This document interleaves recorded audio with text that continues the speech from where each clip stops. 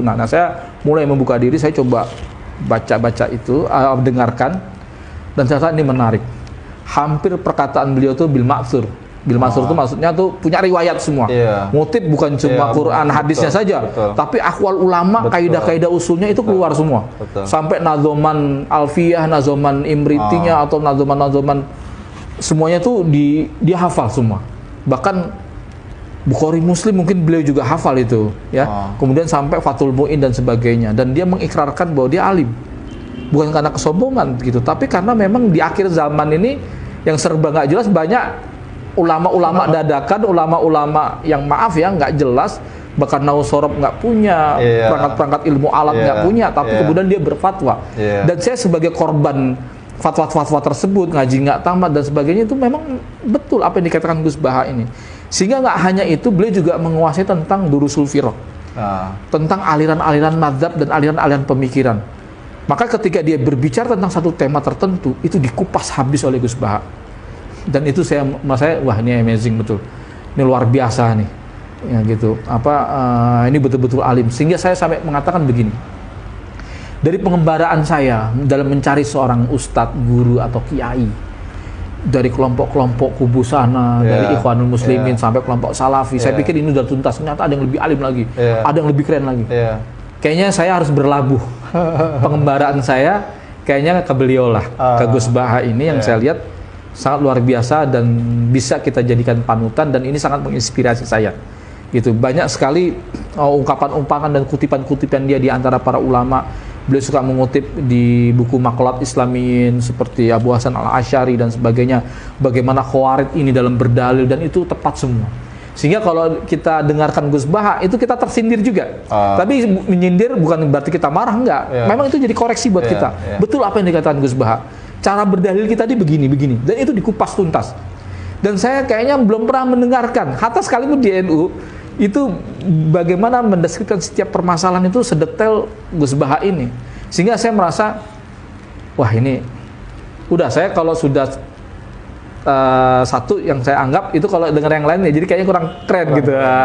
Udah di sini karena ada yang lebih alim lagi gitu. Saya harus akui gitu bahwa selama ini belum ada nih yang lebih menarik gitu. Saya bukan orang yang misalnya kalau dengerin ceramah suka yang lucu-lucu atau yang enggak gitu, tapi juga kadang saya juga butuh yang detail juga gitu. Dan dia ngelucunya aja ada sanadnya katanya. Nah iya gitu. Dan juga beliau gini, dia selalu mengatakan begini, ini rusaknya agama, penyimpangan-penyimpangan ada nih karena orang-orang yang serius, orang-orang yang kusuk, santai-santai kusuk gitu. Nah dia ingin jadi wali yang jalur-jalur ini, gitu. Jadi adanya dia memberikan sisi-sisi yang sebenarnya Islam juga memberikan kemudahan. Bukan berarti memudah-mudahkan, tetapi memberikan kemudahan. Makanya dia cerita bagaimana ada seorang wali jadi wali karena nggak melaksanakan sholat qobliyah dan ba'diyah. Karena fil hadis Arabi, ada Arabi yang katanya dia, ya Rasulullah, saya menanya tentang ini, sholat ini nggak ada tambahnya, ya cukup, nggak ada. Saya akan masalahkan dan tidak akan mengurangi dan tidak akan menambahkan. Kata Rasulullah, kalau ingin melihat penduduk surga, lihat dia. Jadi begitu mudahnya mendeskripsikan gitu. Dan dia juga menyindir kita begini, bagaimana mungkin, kata Gus Baha, orang yang sudah 80 tahun, 70 tahun kafir, hanya gara-gara satu kalimat saja, yaitu la ilaha illallah, kemudian cuma gara-gara salah matok jatuh kafir dia. Nah ini kan menyindir orang-orang takfir, orang-orang Wahabi takfir ini. Saya Wahabi, saya tambahin takfir ya, bukan karena Wahabi ada juga yang nggak takfir gitu.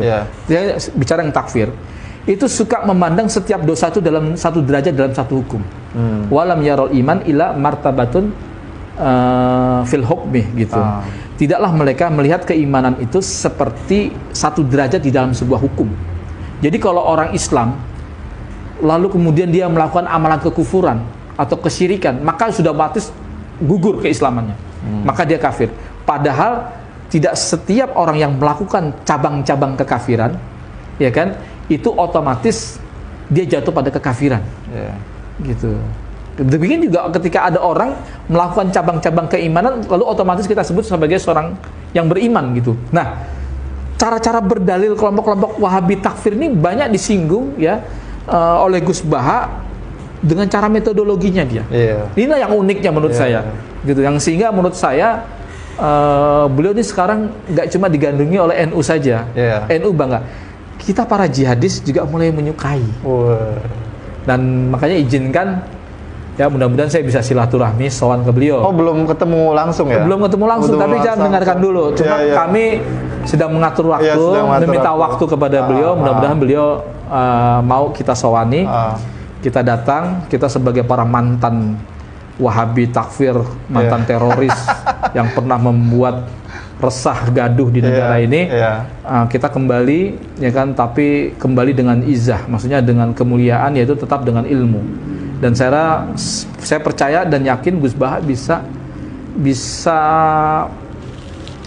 bukan mengkelirkan, ya, bisa memahami kondisi kami ini, kemudian dia bisa memberikan pencerahan-pencerahan kepada kami.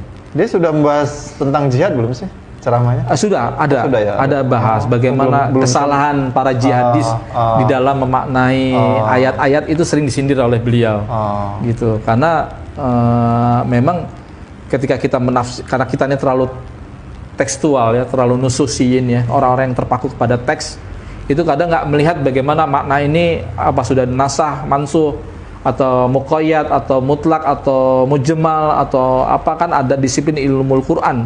Nah, kita tidak melewati tahapan-tahapan seperti itu. Sehingga memaknai ayat secara literal. Sehingga akhirnya kita jadi apa adanya, menyesatkan akhirnya. Gitu. Bukan berarti kita tidak tazimun nusus gitu, tapi harus dilihat dulu konteksnya. Betul. Gitu. Sehingga kita butuh ulama-ulama seperti Gus Baha yang menjelaskan secara detail. Gitu. Saya sangat luar biasa ini. Itu yang jihadisnya kelompok mana, Ustaz? Ya, kalau untuk kelompok jihad nggak mungkin mereka ini ya, karena mereka sudah tidak mau. Ada kelompok-kelompok jihad yang mulai membuka diri, yang kemudian tapi mereka tetap mencintai Islam, ingin belajar Islam. Yang benar tuh yang mana sih? Karena hasil eksperimen mereka ini gagal, ceritanya gitu, masuk penjara. Terus lantas kita Islam yang kudu seperti apa gitu, sampai kemudian muncul Gus Baha. Jadi teman-teman ini menemukan, oh ini ternyata yang menjelaskan seperti ini nih. Jadi kita ini kehausan, ketemu akhirnya. Ya Allah takdirkan kita ketemu seperti Gus Baha. Dan beberapa saya tawarkan, saya suka share ceramahnya Gus Baha itu di grup-grup jihadis. Mereka suka. Wah ini majin oke. Makanya kemudian artinya masuk yang nggak ditolak langsung. Iya. Nah kemudian kayak ada kasus-kasus, maaf ya, politikus NU yang agak-agak manuver tersebut, agak pragmatis. Mereka nggak lagi lihat itu. Coba dulu lihat Gus Baha dulu pendapatnya. Gus Baha pasti nggak begitu. Wah, jadi gitu ya. Ini Gus Baha ini jadikan standar. Jadi standar ya. Nah, ini kan berarti sudah ada objektivitas dalam melihat sebuah persoalan. Betul. Ketika ada yang manuver-manuver yang rodo-rodo ngeselin bagi sebagian kubu sana, mereka nggak lantas melihat itu bagian daripada NU itu sendiri. Tapi mereka lihat Gus Baha dulu. Gus Baha aja begini gitu. Akhirnya ini perkembangan yang luar biasa. Mudah-mudahan lancar Bang ya. Amin, insya Allah. Dan ini Murad, ini emang wali. Ini khusus atau bisa ini gak sih di iniin temuannya nanti? Saya rasa nggak juga ya, karena kan di Gus Baha juga ada santri-santri dalamnya dan sebagainya. Saya juga mereka akan pasti mengabadikan momentum dan sebagainya. Ya abang kalau mau meliput kita juga nggak masalah nih. Ini harus diabadikan, ini sejarah, betul, ini menarik gitu. Dalam catatan-catatan pengkaji soal. Iya, apalagi kalau kita mau masukin di YouTube. Kalau kita ngambil dari YouTube-nya sih misalnya orang Nurukan kan kita kena teguran. Nah, kita harus bawa kamera juga mengabadikan sendiri sehingga momentum-momentum yang menarik ini bisa ini. Saya rasa penting itu. Ya, menarik. Saya kira itu Bang, saya kira menarik, udah panjang kali lebar, tapi sebelum berakhir nih ada tes dulu nih buat Bang Sofyan.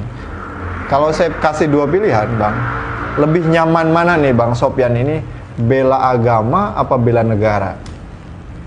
Sebetulnya ketika kita mencintai agama ini, itu tidak berbenturan dengan cinta kita kepada negara kita. Sehingga terkadang saya juga tidak mau berbenturan dengan hal itu.